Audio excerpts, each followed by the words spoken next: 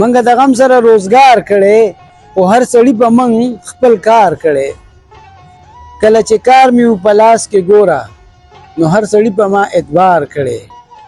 او چې کله د خپلو بازو پرېوتم بیا هر سړی رانه انکار کړي بغیر د جنګ مو څوک نه یادوي که چا نظر په یو اخبار کړي نن چې اوسېږم د مور نه لرې مور مې ارمان هم د دې هار کړي ساس کې د وینو ته سسیږي ښکته ظلم د جنګ خو په رخسار کړي د پښتنې مینې کلتور د لاسه د وره په چون کې مې دیدار کړي بخته خبره چې د کلي رااله بس ما پکې ذکر د چنار کړي